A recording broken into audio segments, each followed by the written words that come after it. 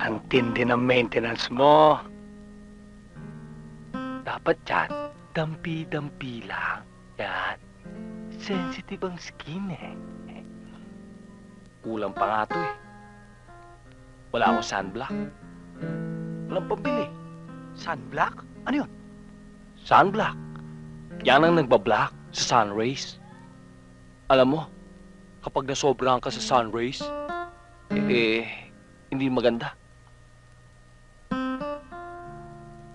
Mahirap na, baka ma-overdose ka pa.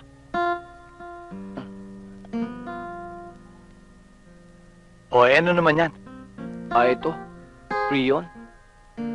Freon? Di ba sa aircon yan? Oo, yan ang nakapagpapalamig ng aircon. Mabuti sa skin to, malamig. Siyempre, para buhay na buhay ang mga cells, di ba? Ang init ah. Pakibukas yung aircon.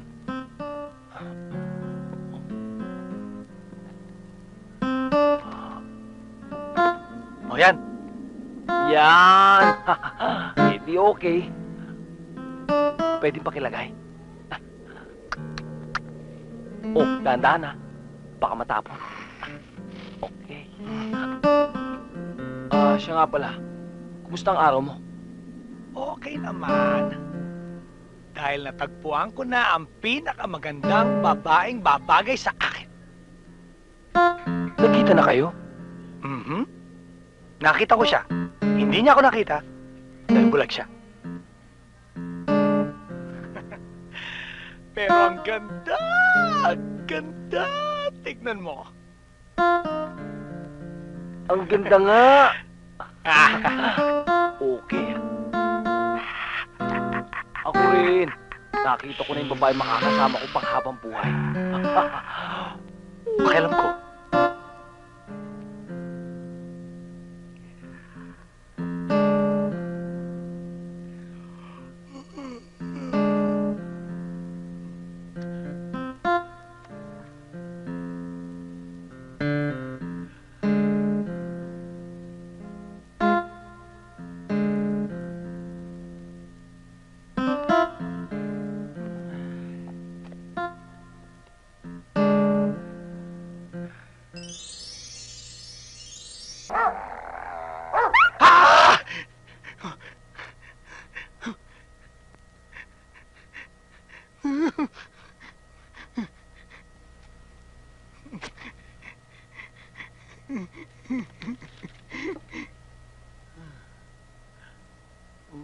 Wala ko alam tungkol sa tao na yon.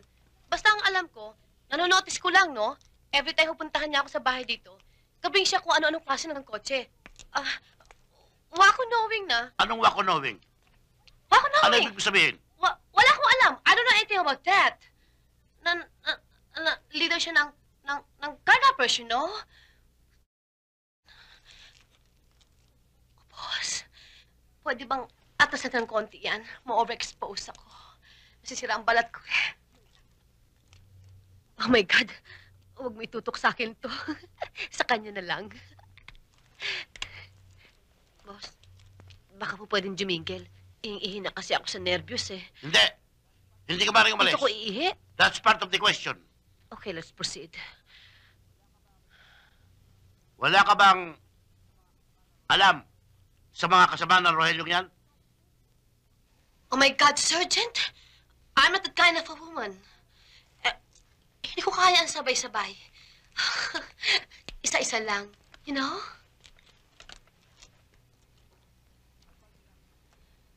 Ano pa sinabi niya sa'yo? Ni Ilong po? Oo.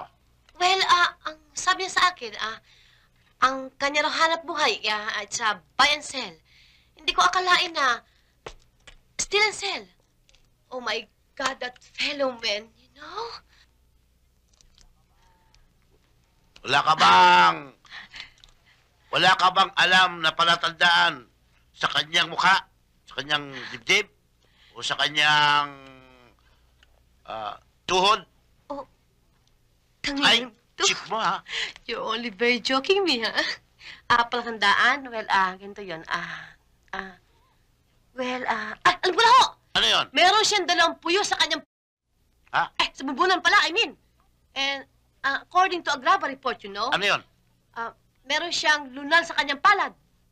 And according to my lola, a very reliable person, ang mga tao raw na meron lunal sa palad, merong puyo sa bunbunan, hindi mo pwede pagkatiwalaan. Sapagkat, in other words, they're click, you know? Crook pala. Ay, lunal? Naku, boss, oh. May lunal siya, oh. Naku, tingnan mo, oh. May lunal siya. Naku, boss. Pasensya ka na sa akin. Huwag ka magagalit, ha? Ibig ko naman sabihin, hindi naman lahat. As American saying, you know, not all, but most. Tama ka na. Sisters, mga bata, meron tayong mga panauhin ngayon, ha? Na makakasama natin ng mga ilang araw lang naman. Ngayon, ibahagi na lang natin sa kanila kung anong meron tayo. Alam kong kakaunti lang ang pagkain dyan sa lamesa, pero lahat tayo matuto na mag-share. Mag-share. Oo nga naman, kaya kung anong kinakain natin, hatian na lang natin sila. Okay ba sa inyo yun? Yeah po! Okay, good. O si kain na. Uy, dito kayo! Dito kayo. Halika kayo, May dalawa tabi sa tayo. kayo dito sa likod. Dito dyan!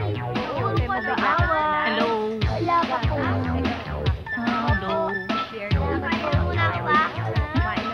Ang ganda mo naman. Thank you! Alam mo, paglaki mo, ang bagay sa'yo, mag-artista. Ngayon, kung mag-artista ka naman, ang bagay sa iyong pangalan, Dinding. Ayoko nga doon. Bakit? Kasi sexy yun. Gusto ko mas-sexy pa.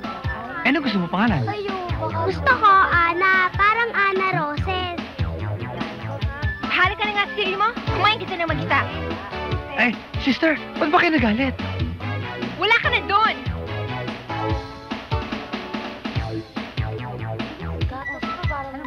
Bigyan ng tinapay,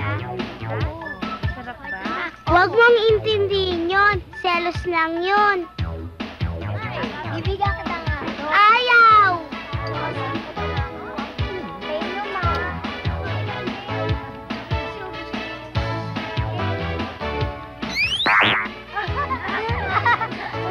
Gusto mo?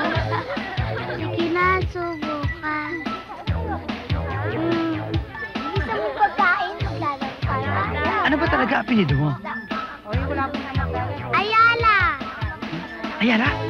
Saan ka nakatira? Ayala Alabang? Hindi, sa Ayala Bridge.